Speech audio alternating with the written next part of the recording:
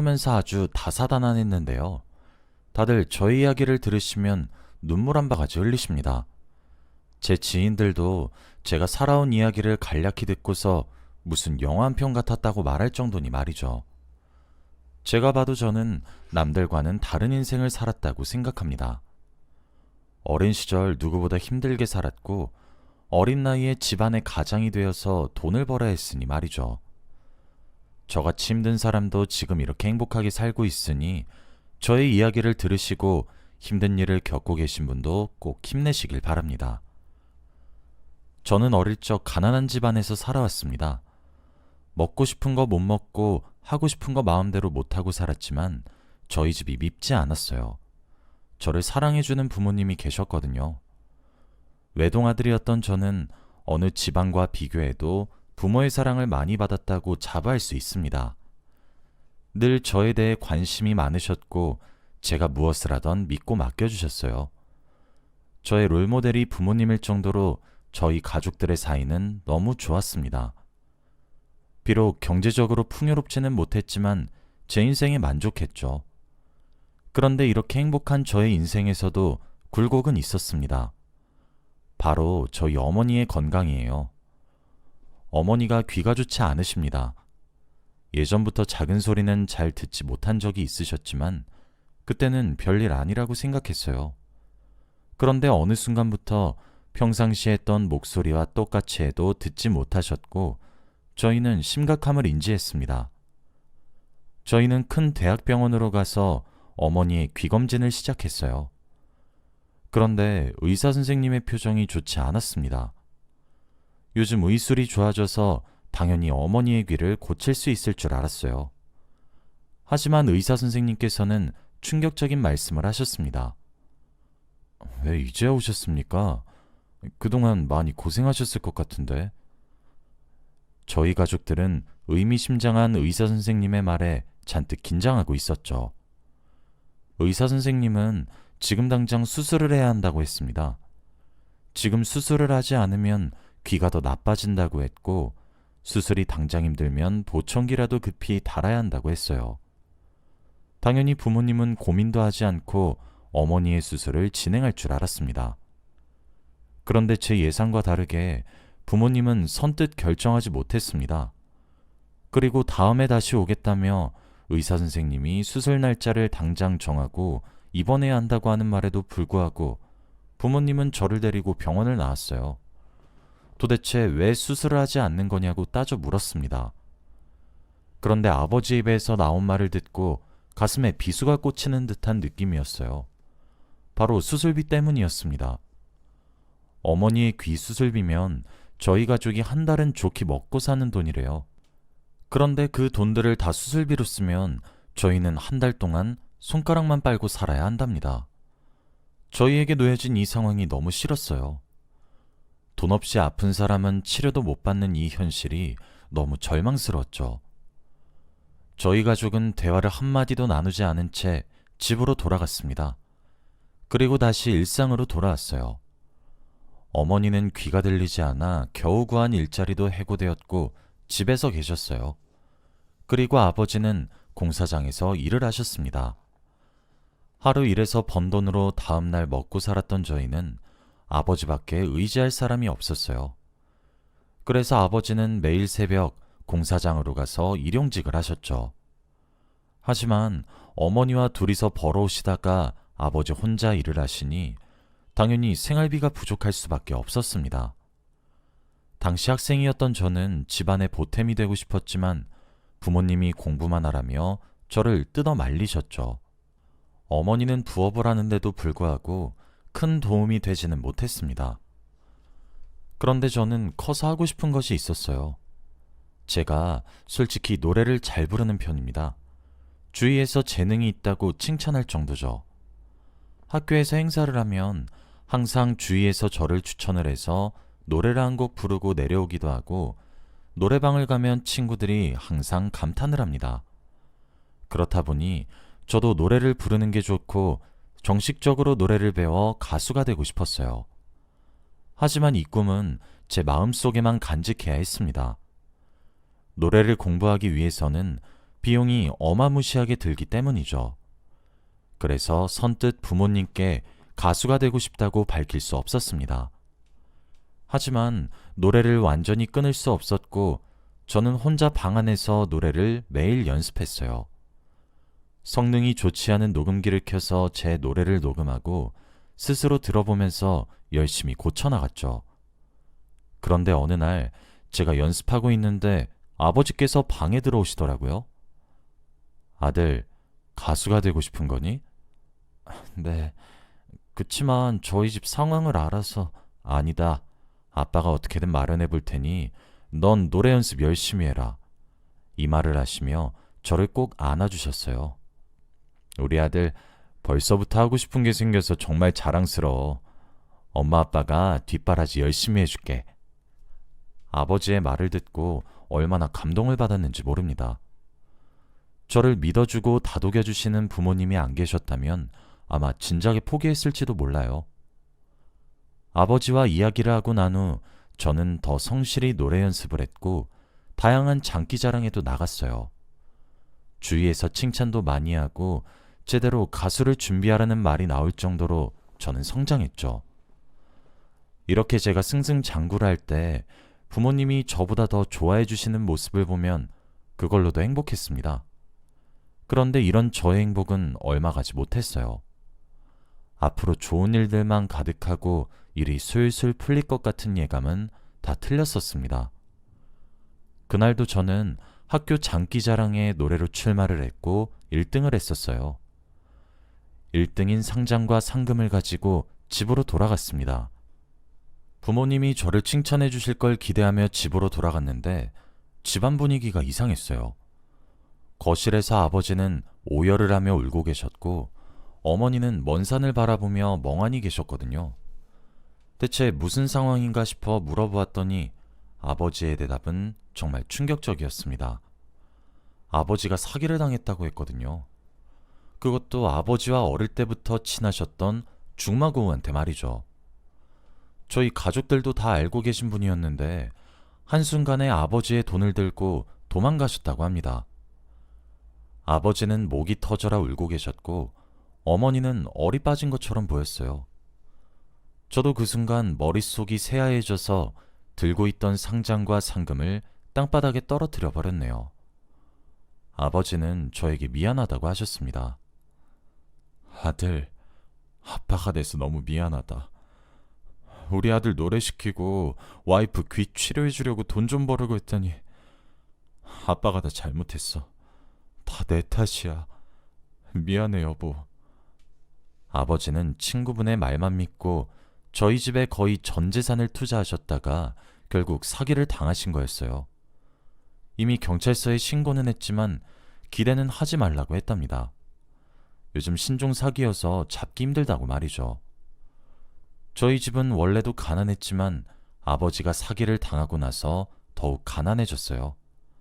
하루에 한 끼도 먹고 살기 힘들 정도로 말이죠. 아버지는 사기를 당하신 후 일상생활이 불가능하셨어요. 죄책감에 시달리셔서 하루 종일 술만 먹고 다니셨고 하루에 수십 번씩 나쁜 선택을 하려고 하셨습니다. 저와 어머니가 항상 아버지를 예의주시하고 있어야 했어요. 그런데 저는 학교를 다니고 있으니 어머니가 아버지를 돌봐야 했죠. 부모님께서 다 집에 계시니 생활비를 벌어야 할 사람은 저밖에 없었습니다. 한 번도 돈을 벌어본 적이 없는 저는 가족들을 어떻게 먹여 살려야 할지 막막했어요. 할 수 있는 거라고는 노래밖에 없었고 학교를 다니고 있었기에 일을 시작할 수도 없었죠. 당장 내일 먹을 것도 없는 이 상황이 너무 절망스러웠습니다. 그리고 저는 그때 아버지가 사기를 당하시기 전 참가 신청을 해놓았던 노래자랑 행사에 나가게 되었어요. 저희 동네에서 매년 하는 작은 행사였지만 당시에 저는 노래를 할 수 있는 행사라면 묻고 따지지도 않고 출마했습니다. 참가 신청을 할 때에는 아버지가 사기를 당하시기 전이었지만 무대에 올라가서 노래를 할 때에는 저희 집 분위기가 좋지 않았어요. 그래서 무대를 올라갈지 말아야 할까 싶었습니다. 도저히 노래를 부를 힘이 나지 않았고 펑펑 울고만 싶었거든요. 그런데 저는 그때 상금에 관련된 이야기를 듣게 되었습니다. 1등 상금이 자그마치 100만 원이었어요. 100만 원이면 저희 가족이 몇 달은 먹고 살 수 있는 금액이었습니다. 지금 돈이 없어서 물이랑 전기도 다 끊기고 추운 겨울에 난방 하나 없이 살고 있으니 저에게 1등 상금은 너무 중요했어요. 그래서 저는 노래자랑 행사 무대에 서게 되었습니다. 그곳에서 저는 슬픈 노래를 불렀어요. 노래를 부르면서 저희 가족들이 머릿속에서 지나가는데 저도 모르게 노래에 감정이입이 되면서 눈물이 나기 시작하는 겁니다. 노래가 아직 끝나지도 않았는데 제대로 부르지도 못하겠고 머릿속에는 부모님의 얼굴이 계속 떠올랐죠. 결국 끝으로 갈수록 저는 에라 모르겠다 싶어서 오열을 하듯 모든 슬픔을 다 토해내듯이 불렀습니다. 그리고 노래가 끝나고 관객들을 조심스럽게 봤는데 관객들은 하나같이 다 울고 계셨어요. 그리고 앵콜이라는 말이 나오기 시작했습니다. 한 번도 이런 반응을 본 적이 없었는데 관객들이 제 노래를 듣고 공감해주며 울고 있었고 앵콜이라는 말까지 나왔죠. 그 순간 이게 꿈인지 생신지 분간이 되지 않았고 온몸에 소름이 돋았습니다. 진행을 해주시던 MC분도 울고 계셔서 행사가 진행이 되지 않을 정도였죠. 그러다가 몇 분 후 박수 소리가 미친 듯이 들리기 시작했습니다. 사람들은 환호를 하기 시작했고 저는 그 무대 위에서 어쩔 줄 몰라 했죠. 사람들은 제 나이 또래에서 나올 수 없는 감정이라고 했습니다. 제가 진심을 담아 부르니 저의 마음이 조금이라도 관객들에게 전해진 것 같았죠. 그리고 저는 그 행사에서 당당하게 1등을 하게 되었습니다. 이때까지 나갔던 행사들 중에서 가장 큰 무대였는데도 불구하고 저는 1등을 했어요. 솔직히 저는 1등을 해서 상금을 얻었다는 기쁨보다는 저의 노래가 관객들에게 진심으로 전달이 되었다는 게 더 행복했습니다. 집으로 돌아와 부모님께 상금을 탔고 제가 노래를 한 영상을 보여드렸어요. 아버지는 그 영상을 보고 펑펑 우셨습니다. 아버지는 제가 너무 자랑스럽다고 했고 아들이 가족을 위해서 이렇게 노력하는데 아빠가 이러고 있으면 안 된다며 당장 일을 나가겠다고 하셨죠. 그런데 옆에서 어머니는 아무 반응이 없었습니다. 저와 아빠가 하하호호 웃으며 영상을 보는데 어머니는 아무 말이 없으셨죠. 그런데 저를 보고 어머니는 충격적인 말씀을 하셨습니다. 아들, 이거 소리가 안 들리는데? 소리 조금 더 키워봐봐. 그 순간 저는 한 가지 잊고 있던 사실이 있었어요. 바로 어머니의 청각입니다. 의사 선생님께서 당장 수술을 하라고 하셨는데 제가 노래와 생활비에만 너무 집중하고 있었던 거였어요. 아버지와 저는 어머니 몰래 눈물을 훔쳤습니다. 아, 엄마 미안. 이거 고장이 나서 소리가 안 켜지네. 영상만 봐야 할 것 같아. 이 말을 하며 저는 방 안으로 들어갔고 아버지는 화장실로 들어가 각자 눈물을 흘렸습니다. 그리고 저는 다음날 바로 상금으로 어머니에게 보청기를 맞춰드렸어요. 처음에는 어머니가 잘 들린다고 좋아하셨지만 얼마 지나지 않아 보청기도 소용이 없어졌습니다. 보청기를 착용하셔도 저와 아버지의 말소리를 제대로 듣지 못하셨죠.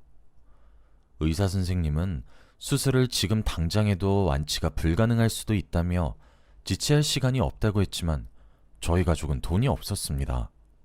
저는 매일 자기 전 소원을 빌고 잤어요. 제발 좋은 행사가 들어와서 돈을 벌게 해달라고 말이죠. 제가 바란 건 어머니의 청각 완치와 부모님의 행복밖에 없었습니다. 제가 성인이 된다면 시골에 부모님의 전원주택을 지어드리고 싶었어요. 매일 그런 꿈에 겨운 상상을 하며 잠에 들었습니다. 그 이후로 저는 1등을 한 행사 이후에 많은 곳에서 연락이 왔어요. TV에 방송이 되거나 유명한 가수가 오는 행사는 아니었지만 그래도 제가 입소문을 탔는지 전국에서 연락이 와 노래 한 곡 해주면 안 되냐고 했었고 저는 주말엔 매일 다른 지역으로 가서 행사를 했죠. 그렇다 보니 모이는 돈도 얼추 생기고 어머니의 수술비를 마련할 수 있게 되었습니다. 저는 어르신들의 예쁨을 많이 받는 손자 느낌이었고 어르신들이 정말 좋아해 주셨어요.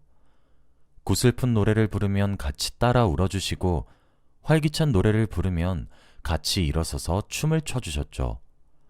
아직 성인도 아닌 어린아이가 이렇게 노래를 잘 부른다며 칭찬도 많이 해주셨습니다. 그런데 이렇게 많은 사람들이 저의 노래를 듣고 좋아해 주셨지만 딱 한 명 듣지 못하는 사람이 있었어요. 바로 저희 어머니입니다. 제가 어느 날은 행사를 하고 받은 비디오를 들고 집으로 돌아왔어요. 관계자분께서 촬영을 했다며 집에 가서 부모님과 같이 보라고 선물로 주셨죠. 저는 거실에서 가족들과 다 같이 영상을 보았습니다. 그런데 아버지는 저보고 잘한다며 해맑게 웃으시며 노래를 따라 부르셨지만 어머니는 반응이 없었습니다. 어머니가 가장 좋아하시는 노래를 불렀는데도 따라 부르시지 못하셨죠. 아버지가 리듬을 타시는 걸 슬쩍슬쩍 곁눈질로 보시면서 아버지를 따라 박자에 맞춰 움직이셨습니다. 들리지 않는데도 들리는 척을 하시면서 말이죠. 어머니는 제가 속상하지 않게 아버지를 따라 움직이셨지만 박자와 맞지 않았고 엇박이었습니다. 그때 가슴이 무너지는 듯한 기분이 들었어요. 그날 저녁 저는 잠이 오지 않았고 수술비까지 얼마 남지 않았으니 더 열심히 행사를 뛰어야겠다고 다짐했습니다. 그런데 그때 안방에서 누군가 흐느끼는 소리가 들렸어요. 무슨 소린가 싶어 조심스레 방문을 열고 나가보니 안방에서 부모님이 눈물을 흘리시며 대화를 하고 있었습니다. 어머니는 아버지에게 오열을 하며 말씀하셨어요. 나도 아들 노래 듣고 싶어, 여보. 어머니는 제가 정식적으로 행사를 다니고 난 후부터 단 한 번도 저의 노래를 들어보신 적이 없어요. 예전에 취미 삼아 불렀을 때 그때 들어보셨죠. 항상 저는 노래하기 전 부모님을 떠올리며 노래를 부릅니다. 그래서 노래 선곡도 항상 저희 부모님에 관련된 노래죠. 그런데 이런 노래를 어머니가 못 듣는다고 생각하니 너무 슬펐습니다. 어머니와 아버지는 서로 안으시며 우셨고 저는 방 안으로 들어가 홀로 울었습니다. 그렇게 저는 다음 날에도 여느 때와 다름없이 행사에서 노래를 부르고 집으로 돌아가려 하고 있었습니다. 그런데 갑자기 정장을 입은 한 사람이 제 앞에 서더라고요. 저에게 뜬금없이 명함 한 장을 주었습니다. 해외 진출하고 싶은 생각 없으세요? 너무 갑작스런 말에 당황했는데 그 아저씨가 하는 말은 너무 놀라웠어요. 제 노래를 너무 감명스럽게 들었다며 영입을 하고 싶다고 했습니다. 바로 캐스팅이죠. 저는 솔직히 그런 부분에서 많이 의심을 하는 편이라 바로 믿지 않았어요. 그리고 인사를 대충 드린 뒤 집으로 돌아가 그 명함을 검색해 봤습니다. 그런데 정말 유명한 기획사였어요. 이름만 대면 알만한 연예인들도 많았고 복지도 좋다고 소문난 회사였죠. 솔직히 흔들리긴 했습니다. 저의 꿈을 위해서라면 그 회사에 들어가는 게 맞았죠. 그런데 저는 아직 부모님 옆에서 해야 할 것도 많았고 마무리 짓지 못한 일이 많아 선뜻 연락을 드릴 수 없었습니다. 제가 한창 혼자서 고민을 하고 있을 그때였어요. 그날은 오랜만에 행사가 없는 날이라 집에서 쉬고 있는데 아침부터 아버지가 잔뜩 신이 난 목소리로 저를 깨우시더라고요. 도대체 무슨 일인가 싶어 눈을 비비며 아버지를 보았는데 엄청난 말을 듣게 되었습니다. 바로 아버지에게 사기를 치고 도망간 친구분을 잡으셨다는 말이었어요. 지금 경찰서에 갔다 오는 길이라며 돈을 돌려받을 수 있었다고 합니다. 너무 기뻤고 오랜만에 아버지의 해맑은 미소를 보니 제가 다 행복했어요. 그리고 아버지는 드디어 죄책감을 다 떨쳐내신 것 같았죠. 돈을 다 돌려받고 저는 당연히 어머니의 청각수술에 사용할 줄 알았습니다. 그런데 그 돈이 담겨져 있는 흰 봉투를 아버지는 갑자기 저에게 건네셨어요. 저는 영문도 모른 채 당황스러운 표정으로 부모님을 바라보니 부모님은 뜻밖의 말을 하셨습니다. 엄마 아빠가 모를 줄 알았어? 너 외국 가서 하고 싶은 노래 마음껏 해, 아들. 저는 그 순간 너무 놀랐습니다. 제 책상에 있던 명함을 아버지께서 보시고 그곳에 전화를 걸어 자초지종을 설명드렸다고 합니다. 아버지가 돌려받은 돈으로 저보고 외국에서 살라고 하셨고 저는 당연히 거절했어요. 저에게 중요한 건 노래보다는 어머니의 건강이었으니 말이죠. 그리고 저는 어머니가 귀 수술을 하시면 외국으로 나가겠다고 했습니다. 부모님은 당연히 반대하셨죠. 어머니의 청각 수술이 성공할 가능성이 높은 것도 아니고 실패할 수도 있기에 수술보다 저의 미래가 먼저라고 하셨어요. 하지만 저도 그 순간만큼은 고집을 꺾을 수 없었습니다. 무조건 어머니가 수술을 하시면 외국으로 간다고 했죠. 결국 며칠 동안의 대치 끝에 어머니는 수술을 받겠다고 하셨습니다. 저는 너무 기뻤고 바로 수술 날짜를 잡아 수술을 진행했어요. 의사 선생님은 수술방에 들어가기 직전까지도 저희에게 너무 기대를 하지 말라고 하셨습니다. 그렇게 몇 시간 동안의 긴 수술이 끝나고 의사 선생님께서 나오셨어요. 그런데 의사 선생님의 표정은 뜻밖이었습니다. 바로 정말 극적으로 어머니의 수술이 성공했다는 말을 하셨거든요. 저와 아버지, 그리고 의사 선생님까지 셋이서 얼싸안고 빙글빙글 돌았어요. 저희는 너무 감사드린다며 인사를 수없이 했고 의사 선생님도 쑥스러워 하셨어요. 주기적으로 병원에 와서 치료는 받아야 하지만 그래도 예전보다는 많이 나아지셨다고 하셨습니다. 너무 행복했고 어머니에게 드디어 저의 노래를 들려드릴 수 있다는 게 세상에서 제일 좋았어요. 어머니가 병실에서 깨어나시자마자 소리가 들린다며 눈물을 흘리셨습니다. 그 말에 아버지와 저는 눈물이 났고 이제 더할 나위 없이 행복할 거라고 생각했죠. 어머니가 병실에서 회복을 하시는 동안 재롱을 피웠습니다. 어머니의 병실에는 어머니와 나이 또래가 비슷한 분들만 계셨어요. 그분들에게 어머니가 아들이 노래를 잘 부른다며 자랑을 많이 하셨더라고요. 그래서 저는 그날 처음으로 어머니 앞에서 정식으로 노래를 했습니다. 그때 어머니가 듣지 못했지만 어머니가 제일 좋아하는 노래를 맛깔나게 불렀어요. 다른 아주머니 분들도 박수를 치시며 잘 부르신다고 하셨고 어머니도 뿌듯해 하셨죠. 그런데 제 노래가 끝나자마자 어머니가 갑자기 우셨습니다. 갑자기 눈물이 터지셔서 너무 당황스러웠는데 어머니는 제 손을 잡고 말씀하셨어요. 우리 아들, 엄마 아빠가 해준 거 아무것도 없는데 어떻게 이렇게 잘 컸어? 응? 앞으로 우리 아들 하고 싶은 거 다 해. 외국 가서 하고 싶은 노래 마음껏 하고 와. 알겠지? 이 말을 하며 저를 꼭 껴안아 주셨죠. 저희 모자 관계를 보시고 병실에 계시는 아주머니 몇몇 분들도 눈물을 훔치셨습니다. 어머니가 퇴원을 하시고 시간이 조금 지나 저에게 명함을 주셨던 분에게 연락을 드렸어요. 그때 명함을 받고 꽤 오랜 시간이 지나서 아직 그 제의가 유효한지 의문이 들었지만 그래도 하고 싶어서 연락을 드렸습니다. 그런데 정말 다행히도 저를 기다리고 계셨다고 했고 저는 바로 서울로 가서 제대로 된 이야기를 나누게 되었죠. 그렇게 저는 그 기획사로 들어가 해외로 가서 노래를 하게 되었습니다. 성인이 되고 30대가 될 때까지 노래만 했던 것 같아요. 지금 생각해봐도 제 인생에 노래가 없으면 아무것도 아닌 것 같습니다. 그리고 한 인터뷰에서 저의 이야기를 한 적이 있어요. 간략하게 제가 어떻게 살아왔는지 어린 시절을 말한 적이 있었는데 다들 눈물을 흘리시더군요. 저는 그렇게 살아왔습니다. 지금은 그 기획사에서 나와 여러 행사들을 다니며 노래를 하고 있어요. 그리고 보컬 학원에서 아이들을 가르치고 있습니다. 저는 이 일이 너무 적성에 잘 맞아요. 아이들을 보면서 저도 많은 자극을 받고 저의 어린 시절도 종종 생각이 나서 이렇게 글을 썼네요. 다들 꿈이 있으시다면 포기하지 않기를 바라겠습니다. 아, 그리고 제가 원했던 시골에 부모님 전원주택 지어드리기도 성공했어요. 두 분 다 너무 행복하시니 제가 다 기분이 좋습니다.